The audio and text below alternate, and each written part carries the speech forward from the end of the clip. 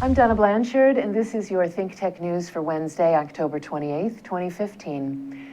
For the first time, U.S. Secretary of State John Kerry will sit down to a formal discussion with a representative of Tehran to talk about something other than the nuclear accord.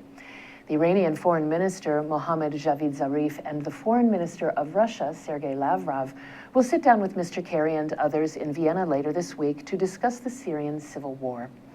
Russia has urged the inclusion of Iran in the discussion. Iran has intelligence already involved in the conflict, along with Russia and Syrian President Bashar al-Assad's troops. It's rumored that Iran also has troops fighting there. Top American officials have recently acknowledged that no serious discussion of a possible political succession plan in Syria could occur unless Tehran was involved.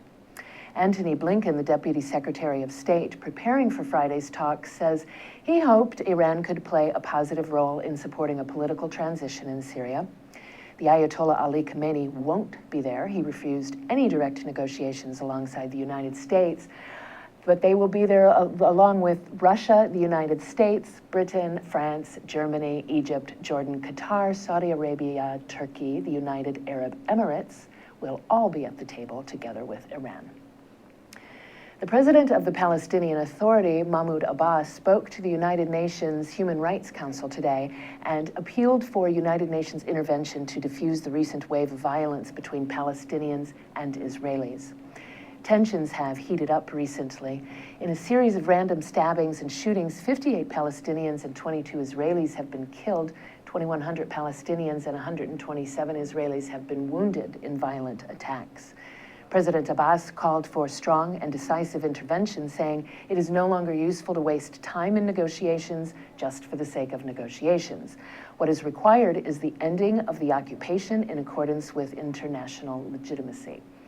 Those comments were condemned by the Israeli foreign minister, who stated President Abbas chose once more the way of propaganda and incitement instead of the dialogue proposed by Israel. Just before President Abbas spoke, the United Nations, the United Nations High Commissioner for Human Rights, Zaid Ra'ad al-Hussein, warned that the recent violence between Palestinians and Israelis, if not stopped, threatened to draw the crisis ever closer to catastrophe. It's finally raining in Indonesia. As usual, in August, fires were set to clear land for palm oil plantations and other agricultural uses.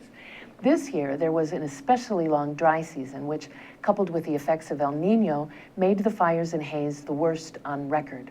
17 Indonesians have died from respiratory illnesses caused by the toxic haze. The fires are not out yet, and the air quality in some areas is still deemed unhealthy by scientists.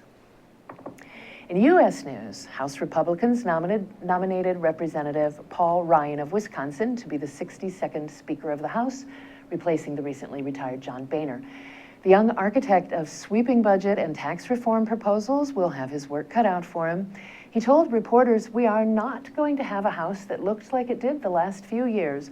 We are going to unify. We are going to respect the people by representing the people." Sounds good.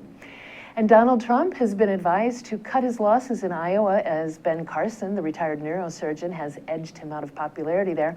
But Mr. Trump isn't listening to his advisors. He pledged to redouble his efforts in Iowa. He spoke to a group there saying, "What the hell are you people doing to me? And I'm sticking with you people. I love you all. I mean, you laugh, but I love you all, and I'm going to stay here. We're going to work really hard." The crowd of 2,000 did laugh at him, and then they cheered, and then they whooped. Mr. Carson has taken over the national lead for now. Donna Blanchard, ThinkTech News. Ahui ho, everyone.